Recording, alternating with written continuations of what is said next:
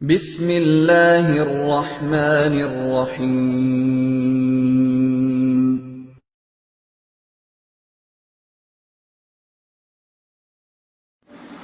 আসসালামু আলাইকুম রহমতুল্লাহ বরাকাতু। আমাদের একজন ভাই প্রশ্ন করেছেন যে ওনার বাবা মাকে যদি কেউ গালি দেয় তাহলে উনি কি প্রতিবাদ করবেন না চুপ করে থাকবেন। আসলে যে ব্যক্তি আপনার বাবা মাকে গালি দিয়েছে সে মূলত তার বাবা মাকেই গালি দিয়েছে, সে কিন্তু মূলত তার বাবা মাকেই গালি দিয়েছে।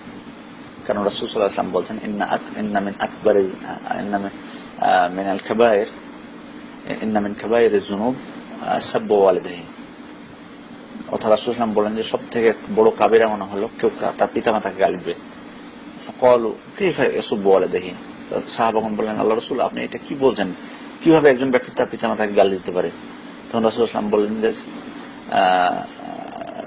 ইয়াসুব্বু ওয়ালিদা আখার ফায়াসুব্বু ওয়ালিদাইহি, অর্থাৎ সে অন্য কারো পিতামাতাকে গালি দেয়, অতএব সে তার নিজের পিতামাতাকে গালি দেয় এর মাধ্যমে।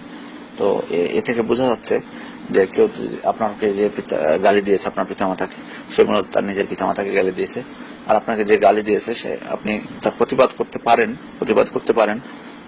আর মহান আল্লাহ তাআলা পবিত্র কোরআনে বলছেন লা ইউহিব্বুল্লাহুল জাহরা বিসসুই মিনাল কওলি ইল্লা মান যুলিম, মন্দ কথা প্রচারণা আল্লাহ পছন্দ করেন না তবে যার উপর জুলুম করা হয়েছে। অর্থাৎ আপনি এখানে তাকে উদ্দেশ্য করে আপনি তাকে বলতে পারেন যে তুমি মৃত্যুক বা তুমি এই ধরনের কথা বলতে পারো না, খারাপ ভাষায় না, অশ্লীল ভাষা ব্যবহার করবেন না, তার প্রতিবাদ করতে পারেন, যেটা আমরা এই আয়াত থেকে বুঝলাম। কিন্তু আপনি উল্টা কিন্তু তার পিতামাতাকে গালি দিবেন না, এটা কিন্তু না, এটা বৈধ না। আবার এটা বৈধ না, এটা কিন্তু অন্যায় হয়ে যাবে। কারণ লা তাজিরু ওয়াজিরাতুন উযরা উখরা, কেউ কারো পাপের বোঝা বহন করবে না। তার পিতামাতার তো কোনো দোষ নেই, সে দোষ করেছে, আপনি তাকে কিছু বলতে পারেন। তবে উত্তম হলো যে আপনি তাকে ক্ষমা করে দিবেন, এর থেকে আর বড় কি আছে?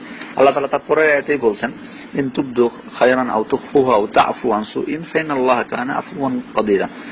অর্থাৎ তোমরা সৎ কাজ করলে প্রকাশ্য করো আর গোপনে করো, কিংবা দোষ ক্ষমা করলে তবে আল্লাহ দোষ মোচনকারী এবং ক্ষমতাবান। সুতরাং আপনি যদি ক্ষমা করে দেন তো অবশ্যই ভালো, এটা অবশ্যই ভালো। সুতরাং এটা নিঃসন্দেহে উত্তম। অতএব আপনি আপনার ইচ্ছা, তবে যদি আপনি তার সামনে আপনি সরাসরি কোনো বলতে পারেন, তবে অশ্লীল ভাষা ব্যবহার করবেন না বা তার পিতামাতাকে গালি দেবেন না, তার প্রতিবাদ করতে পারেন, এটি বৈধ আছে। তবে উত্তম হলো ধৈর্য ধারণ করা এবং তাকে ক্ষমা করে দেওয়া। এটি যদি আপনি মুসলিম ব্যক্তি করতে পারেন তাহলে এর থেকে আর বড় কি হতে পারে। আসসালামু আলাইকুম ওয়া রাহমাতুল্লাহ।